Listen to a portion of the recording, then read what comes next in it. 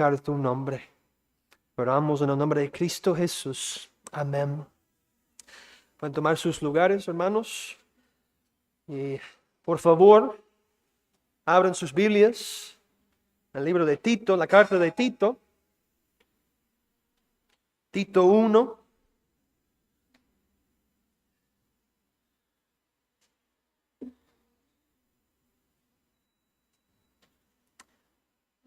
Y voy a leer del versículo 5 al 9.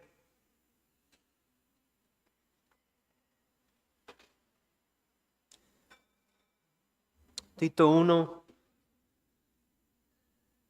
5. Dice así la palabra del Señor.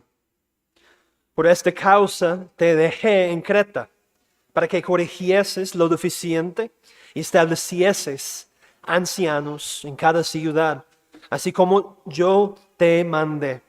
El que fuere irreprensible, marido de una sola mujer, y tenga hijos creyentes, que no estén acusados de disolución ni de rebeldía, porque es necesario que el obispo sea irreprensible como administrador de Dios, no soberbio, no iracundo, no dado al vino, no pendenciero, no codicioso de ganancias deshonestas, sino hospedador, amante de lo bueno, sobrio, justo, santo, dueño de sí mismo, retenedor de la palabra fiel, tal como ha sido enseñada, para que también pueda exhortar con sana enseñanza y convencer a los que contradicen. Así es la palabra del Señor. Mis hermanos, hoy con la ayuda de Dios comenzamos a examinar la lista inspirada por el Espíritu Santo de los requisitos para el pastor. Estos requisitos no son solo una sugerencia para la iglesia de Cristo cuando examinen a un hombre para el pastorado. Son mandamientos divinos dados por Dios para la protección de la iglesia de Cristo. Además, estos requisitos no son algo que el pastor cumple una sola vez, sino que debe mantener y conservar su cualificación por la gracia de Dios. Debemos tener cuidado de no poner en el ministerio a alguien a quien amamos, pero que no está calificado según los estándares de Dios. Es mucho más difícil quitar a un hombre del ministerio una vez que ha sido puesto en él. Todo hombre que desea ejercer el ministerio debe ser sometido a un escrutinio bíblico. Su vida debe ser evaluada en función de esos requisitos, los que tenemos aquí. Y si se descubre que no cumple alguno de ellos, significa que no ha sido llamado por Dios para ejercer el ministerio. Pero son estos requisitos los que constituyen la norma. No se trata de nuestras preferencias u opiniones, sino de lo que dice el Señor. Dicho esto, un hombre puede ser descalificado en algunos de los requisitos, pero con el tiempo puede crecer en la gracia y llegar a estar cualificado. Sin embargo, debe cumplir los demás requisitos y mantenerlos durante todos los días de su vida. Hoy nos centramos en el hombre en su hogar. Estos requisitos se centran en la forma en que un hombre se comporta en su familia, con su esposa e hijos. Aquí tenemos una imagen de cómo debe ser todo pastor o hombre que aspire a hacerlo. Si no se ajusta a este modelo bíblico, entonces no está calificado y la iglesia no puede nombrarlo su pastor. Lamentablemente, con demasiada frecuencia en nuestros días, hombres no calificados ocupan el púlpito y traen reproche al nombre de Cristo. Hacen daño también a las ovejas. El testimonio de la iglesia se pierde y todos sufren por esto. Tenemos que hacerle caso a Dios, mis hermanos. Primero veamos cómo es un hombre en su hogar.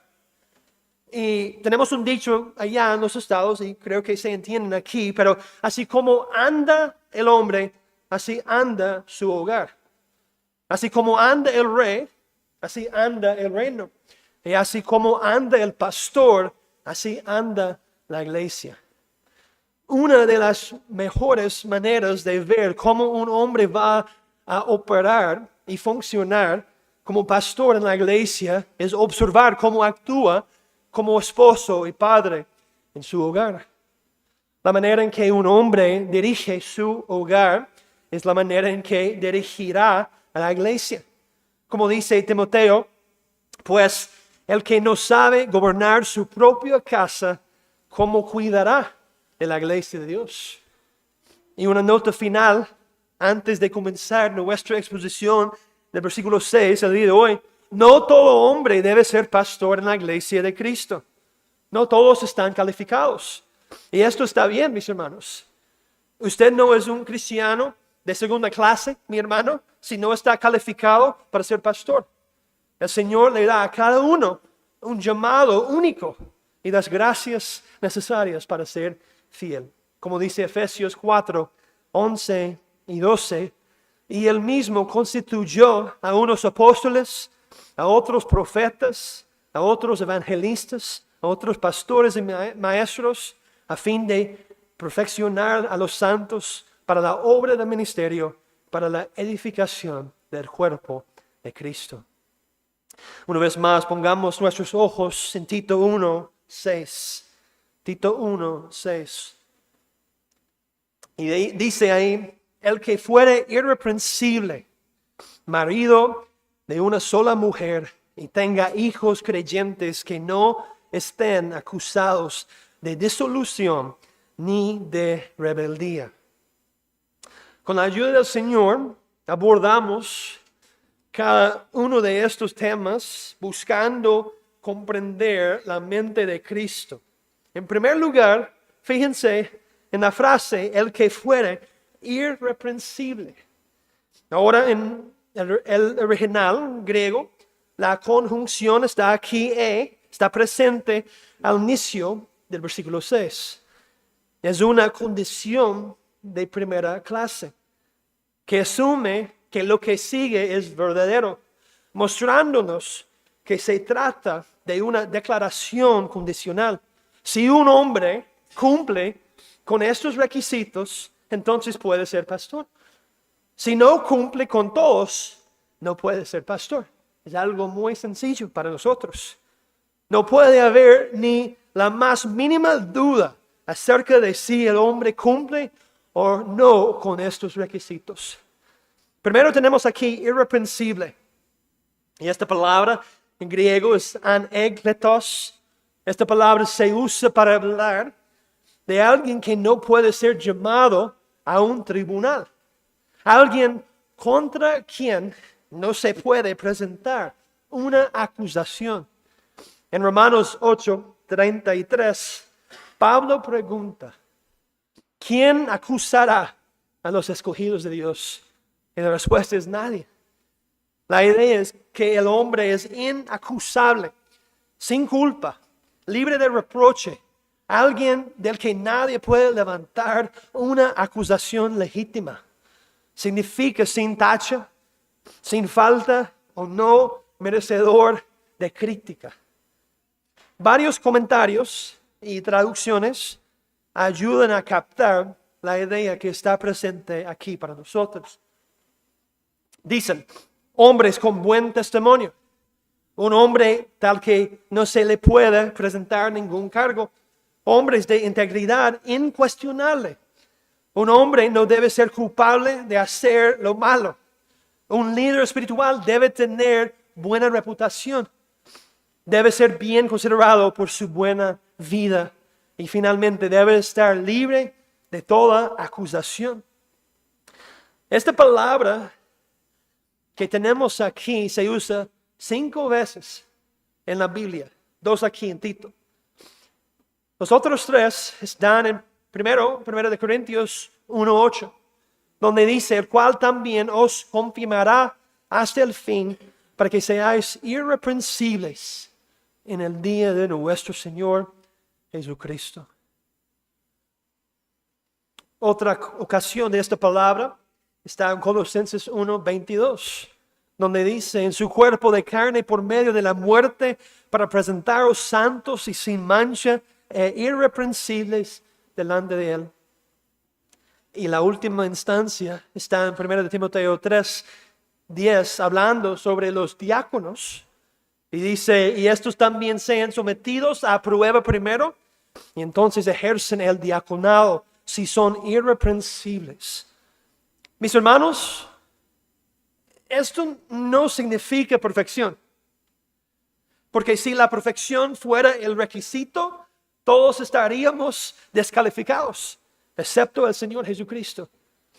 Comentando sobre esta palabra, Matthew Henry escribe que el candidato a anciano debe ser uno que no esté bajo una mala reputación.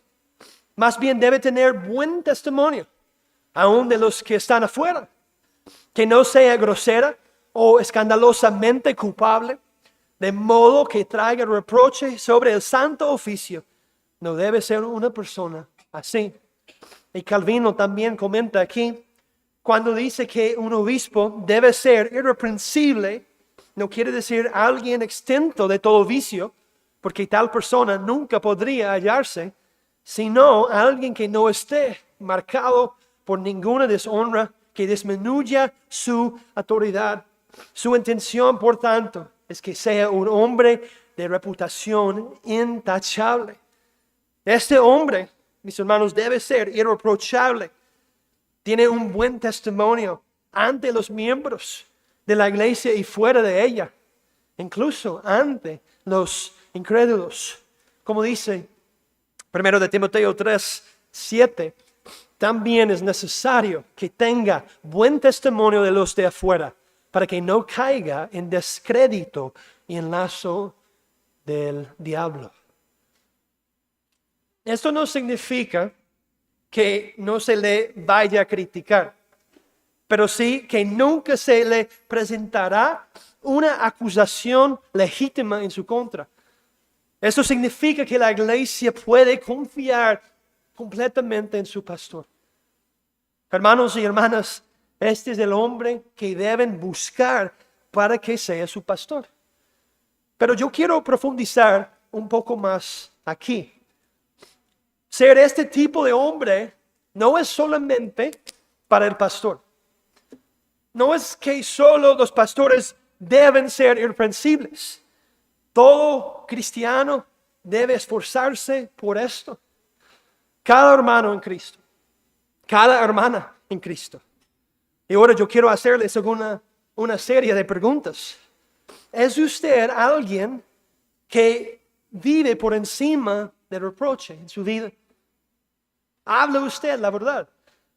¿Actúa usted con integridad? ¿Son honestos sus tratos, sus negocios, lo que firma, lo que promete? ¿Viven su familia y sus compañeros de trabajo lo que usted profesa con sus labios? ¿Es usted la misma persona en público y en privado?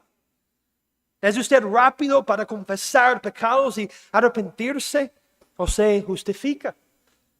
¿Pueden otros confiar en su palabra sin tener que dudar? ¿Cumple lo que promete incluso cuando le cuesta? ¿Su presencia edifica a la vida de otros o la complica? Cuando alguien piensa en usted, ¿piensa en alguien confiable o en alguien complicado? Y también pueden sus vecinos o compañeros de trabajo hablar bien de su carácter. Hermano, hermana, la gracia de Dios no solo nos perdona, también nos transforma. Cristo no murió para dejarnos igual. Él murió para hacernos santos y rectos en una generación torcida. La iglesia necesita hombres y mujeres cuyo testimonio hable más fuerte que sus palabras. Lo que usted hace en secreto, Dios lo ve. Y tarde o temprano, siempre sale a la luz. Esfuércese por vivir esta vida de integridad. Esfuércese por vivir con un buen testimonio. No importa dónde esté. Y permítame decirle esto a usted, querido amigo que está aquí. Quizás usted no está en Cristo. Usted que carece de esto, lo que hemos hablado. Solo Cristo puede limpiar. Solo Cristo puede capacitarle para vivir de una manera digna de Dios. Pero usted debe huir de su pecado y correr a Cristo. Corra a Él ya. No lo retrase, no lo posponga. No diga que tendrá el día de mañana. Por la fe, crea en Cristo ahora mismo. Y querida iglesia, usted necesita tener este tipo de vida para poder reconocer si un hombre la tiene y así puede ser pastor. Pero no solo esto. Ahora vea una vez más Tito 1:6. En segundo lugar, él debe ser marido de una sola mujer. Marido de una sola mujer. Primero que todo, esto nos enseña que el anciano debe ser un hombre, no una mujer. Una iglesia que tenga a una mujer como pastora ya no es una iglesia, sino una sinagoga de Satanás. Han abandonado las escrituras. ¿Y qué tipo de iglesia no sigue la palabra de Dios? Una vez le preguntaron a John MacArthur, ¿debería continuar en una iglesia que tiene una mujer como pastora? Y él respondió, esa iglesia no tiene pastor. Y tiene razón. Pero además, ¿cómo puede un creyente con la conciencia limpia continuar en una iglesia que ha abandonado por completo la Biblia?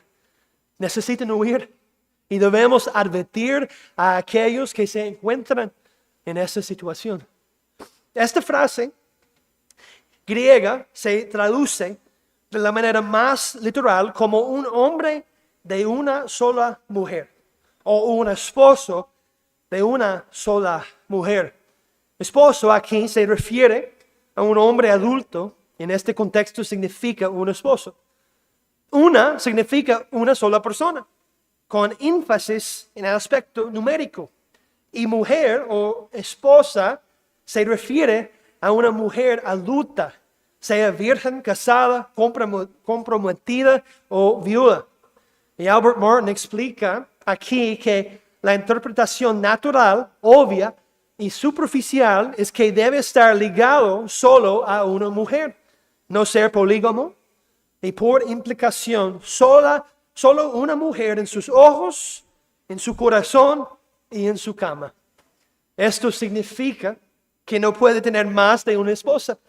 La poligamia no es aceptable. Y Spurgeon añade aquí, había muchos convertidos allí que tenían 2 o 3 esposas. Fuera cual fuera la posición que se les permitiera ocupar en la iglesia, no podían convertirse en oficiales. Debían permanecer en la fila de atrás. Además, este hombre debe ser fiel y verdadero a su esposa. Esto no significa que un hombre soltero esté descalificado para ser pastor. Piensa simplemente en Pablo o en el mismo Señor Jesucristo. Tampoco excluye a un hombre cuya primera esposa haya muerto y luego vuelva a casarse como es permitido según la palabra de Dios. En pocas palabras, debe ser un hombre fiel a su esposa en su vida, en sus pensamientos, en sus acciones y en sus conductas. Un hombre de una sola mujer en corazón, mente, vida y lealtad. Y permítanme decir algo más aquí sobre lo absurdo de la Iglesia Católica y su prohibición de que los hombres en el ministerio se casen. Esto es una tradición humana, sin Dios, sin respaldo bíblico. Tenemos que entender que el matrimonio es una regla hecha mandamiento, esa tradición que tiene la Iglesia Católica es una regla hecha por hombres, no por el Señor. La palabra de Dios enseña claramente que el matrimonio es honroso en todos y jamás prohíbe a un pastor o anciano casarse. Segundo, niega la sabiduría de Dios para el ministerio. Un pastor casado puede modelar el liderazgo del hogar, la fidelidad matrimonial y el amor sacrificial. Realidades que Pablo usa constantemente para ilustrar el ministerio pastoral. Tercera, este produce cargas que Dios nunca puso sobre su pueblo. Jesús reprendió precisamente este tipo de tradición cuando dijo: en vano me honran enseñando como doctrinas mandamientos de hombres. Y finalmente, esto ha producido históricamente resultados trágicos. La historia está llena de escándalos y abusos nacidos de imponerse el celibato obligatorio, frutos amargos de una práctica antibíblica. Como dice Matthew Henry, prohibir el matrimonio es una de las doctrinas erróneas de la iglesia anticristiana. Y no solo está a la vista la esposa del hombre, sino también, como Tito nos dice, sus hijos. Seguimos con la frase aquí, o la oración, que dice: y tenga hijos creyentes que no estén acusados de disolución ni de rebeldía. Voy a repetirlo. No solo está a la vista la esposa del hombre, sino también sus hijos. Sus hijos. Pero ¿qué significa aquí? Que el pastor debe tener hijos creyentes. ¿Significa eso que un hombre que tiene un hijo pequeño que no ha profesado la fe queda descalificado? ¿O significa eso que un hombre sin hijos queda descalificado? No, no significa eso. Para comprender lo que la palabra de Dios nos enseña, debemos volver nuevamente al griego. Y como dice nuestra confesión de fe, el Antiguo Testamento en hebreo y en el Nuevo Testamento en griego, siendo inspirados inmediatamente por Dios y guardados puros en todas las edades por su singular cuidado y providencia, son por lo tanto auténticos. La cual significa que necesitamos revisar los idiomas originales cuando queda una duda sobre un pasaje. La palabra que se utiliza aquí para creyente es pistes en griego. Y no se preocupen, hermanos, no vamos a hacer un examen de griego después, solo para informar su conciencia en este punto. Ahora, esta palabra tiene una amplia variedad de significados. Puede significar fiel, digno de confianza, confiable o creyente. Por ejemplo, fiel o responsable en un asunto. Mateo 25, 21. Y su Señor le dijo: bien, buen siervo y fiel. Sobre poco has sido fiel, sobre mucho te pondré. Entra en el gozo de tu Señor.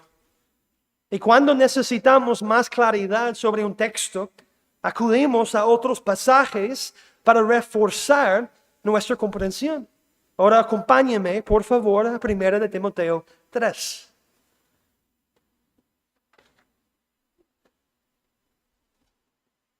Primero de Timoteo 3. Aquí está la otra lista de requisitos bíblicos para un pastor. Primero de Timoteo 3, 1 al 7. Dice: palabra fiel, si alguno anhela obispado, buena obra desea. Pero es necesario que el obispo sea irreprensible, marido de una sola mujer, sobrio, prudente, decoroso, hospedador, apto para enseñar, no dado al vino, no pendenciero, no codicioso de ganancias deshonestas, sino amable, apacible, no avaro, que gobierne bien su casa y que tenga a sus hijos en sujeción con toda honestidad. Pues el que no sabe gobernar su propia casa, ¿cómo cuidará de la iglesia de Dios? Fíjense en el versículo 4. Que gobierne bien su casa, que tenga a sus hijos en sujeción con toda honestidad. Esto no significa necesariamente que sus hijos tengan que ser creyentes o cristianos. Puede ser el caso de un hombre que trabaja fielmente en su hogar con devociones familiares, discipulándolos, predicándolos el evangelio siempre, pero el Señor no los salva. En este caso, esto no es culpa del padre. Escuchen lo que dice John Gill. Porque por hijos creyentes o fieles no pueden entenderse hijos convertidos o verdaderos creyentes en Cristo, ya que no está en el poder del hombre hacer que sus hijos lo sean.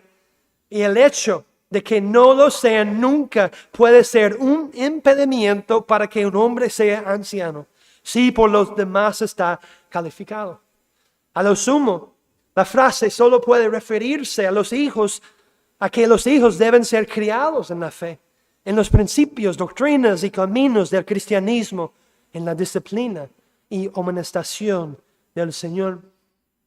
Pero si sus hijos son incrédulos debido a la negligencia del padre, si no los discipula, si no abre la palabra de Dios en su hogar, si no disciplina a sus hijos en la admonición del Señor, entonces él queda descalificado.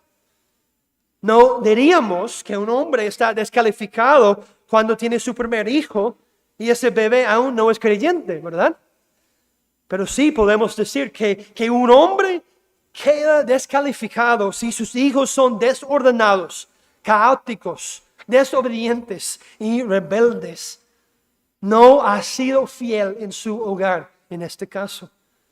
Una vez más, Matthew Henry dice, hijos tan fieles, obedientes y moderados serán una buena señal de la fidelidad y diligencia del Padre que los ha educado e instruido así. Y aquí también yo quiero citar a Albert Martin, una vez más, pastor por muchos años en la Iglesia Bautista de la Trinidad, Nueva Jersey.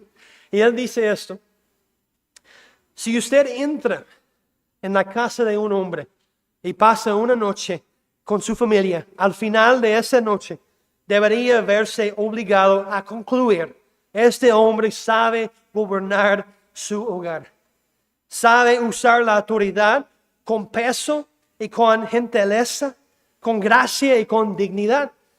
Él gobierna su familia con una mano de acero cubierta con un guante de terciopelo. Es evidente que sabe dirigirlos con las dinámicas de la gracia obrando en su propio corazón, con el mayordomo de su hogar. Mientras él tenga autoridad sobre sus hijos, no debe haber ninguna acusación justa de que ellos viven en un patrón de vida desordenada, descarriada o rebelde como resultado de su negligencia como padre y como cabeza designada de su casa. Y es por eso, dice Tito aquí, hijos que no estén acusados de disolución ni de rebeldía. Primero tenemos no acusados, la cual significa hablar en contra, presentar cargos o llevar a alguien ante un tribunal.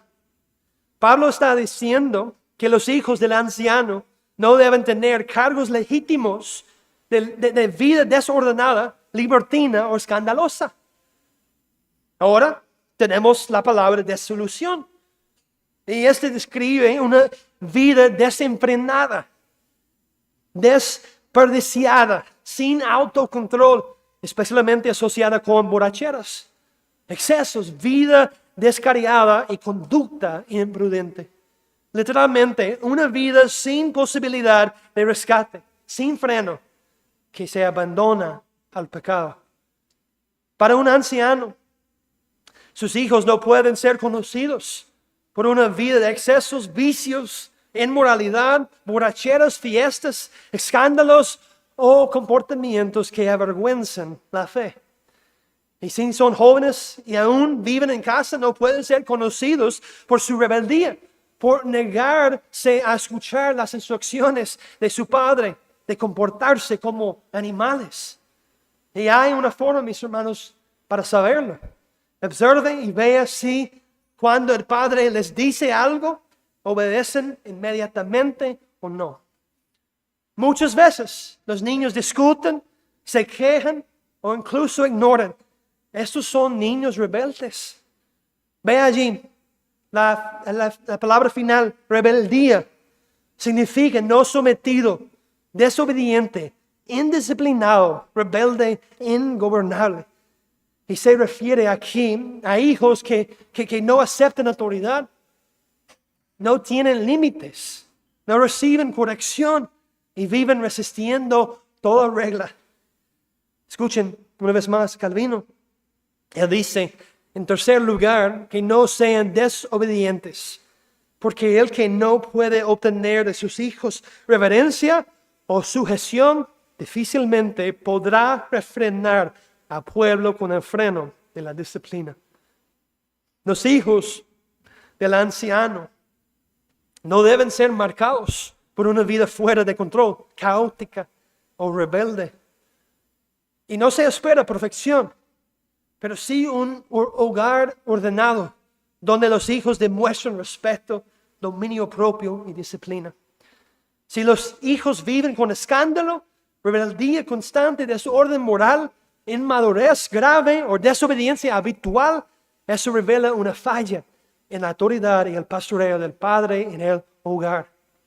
Y si un hombre no puede gobernar su casa, tampoco puede gobernar la iglesia del Señor. Si quieres saber, mis hermanos, si un hombre está listo para ser pastor, mire primero su sala, no su púlpito. Mire cómo le hablan sus hijos. Mire cómo manejan los límites. Mire si hay orden o caos en su hogar. Mire si el padre ejerce autoridad con firmeza y gracia como Cristo con su iglesia. Un buen ejemplo de hijos rebeldes son los hijos de Elí en el Antiguo Testamento, en 1 Samuel 2. Los hijos de Elí en el Antiguo Testamento son ese ejemplo perfecto de lo que Pablo quiere decir con disolución y rebeldía.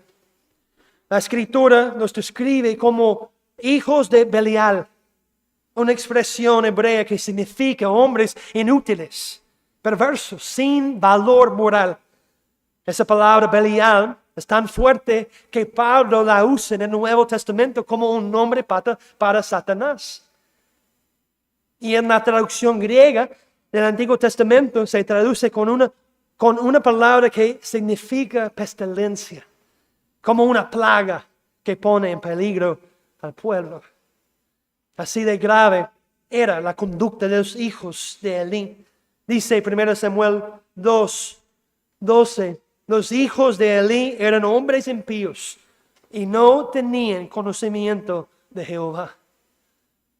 Los líderes espirituales no pueden cerrar los ojos ni tolerar en su casa lo que Dios condena en su palabra. La falta de disciplina bíblica en la familia eventualmente destruye el ministerio. Un pastor que no gobierna bien su casa no podrá gobernar la iglesia de Cristo. Y como nos enseña la historia de Elí y sus hijos, Dios llama a cuentas a los pastores por los efectos de su liderazgo dentro y fuera de su hogar. Iglesia, por eso hay que escoger pastores con mucho cuidado, con mucha oración y con discernimiento bíblico. Y un hombre incapaz de ordenar su hogar no es un candidato para ordenar la iglesia de Cristo. Pero una vez más, mis hermanos, el llamado a poner en orden nuestros hogares no es solo para los pastores. Tenemos que entender esto. Hombres, mis hermanos, yo quiero hablarles muy directamente aquí. porque la aplicación es para ustedes, los hombres de las casas. Y con todo amor de lo profundo de mi corazón, hermano, usted no tiene que ser llamado a ser pastor para tener su casa en orden. Mis queridos hermanos, ustedes también deben dirigir su familia. No sean pasivos con sus hijos, especialmente en la disciplina. Adán fue pasivo y mire a dónde le llevó eso. No sea como su padre Adán, sea como su Padre Celestial. Su esposa no debería estar corriendo detrás de los pequeños todo el tiempo diciéndoles no. Usted tiene que involucrarse en esto. Detenga su conversación, vaya y disciplina a su hijo cuando sea necesario. Esto es una manera práctica de mostrar a los hermanos que es lo que es más importante para usted. Especialmente cuando estamos aquí en la iglesia. Tenga siempre un ojo puesto en ellos. Esté presente y sea proactivo en el asunto. Este es un testimonio delante del mundo, delante de quienes visitan nuestra iglesia aquí y delante de los miembros de esta congregación. Enséñales a sus hijos a obedecer su voz, no discutir, no quejarse, no ignorar. Eso es rebeldía. Y cuando desobedecen, es necesario castigarlos de inmediato. Cuando gritan a todo pulmón, es necesario castigarlos por eso también. Con todo el amor de mi corazón, yo digo esas cosas, mis hermanos. Que se diga de esta iglesia que esos hombres dirigen bien sus hogares, que sus hijos no son rebeldes, ni están fuera del control. Ese es un testimonio del Evangelio y del poder de Dios que obra en nosotros y a través de nosotros cuando somos obedientes a su palabra.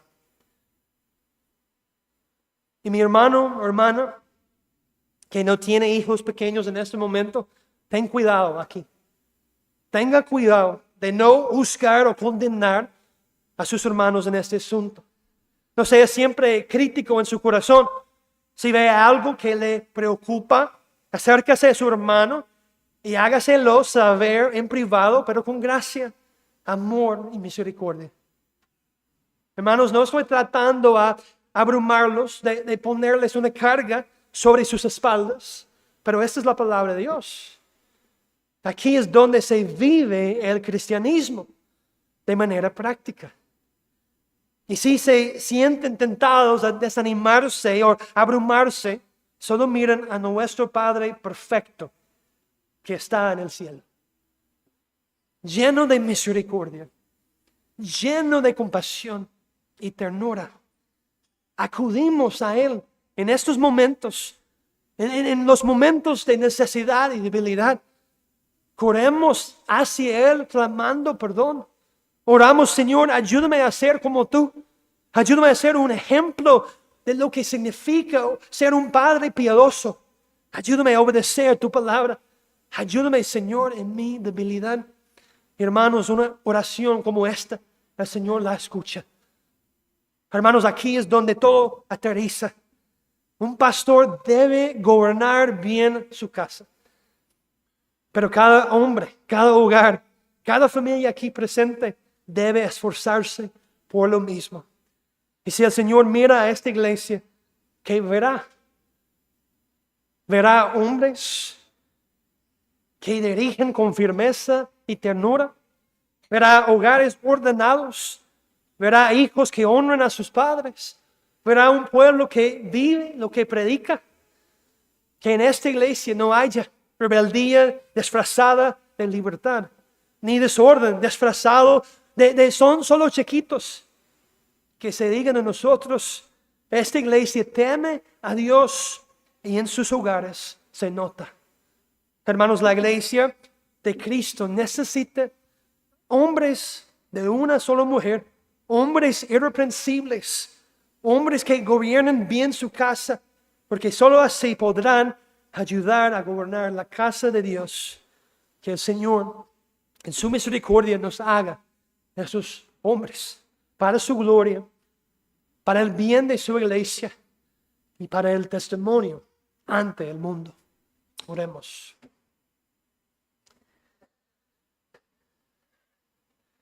Padre Santo, una vez más, le damos gracias por tu palabra.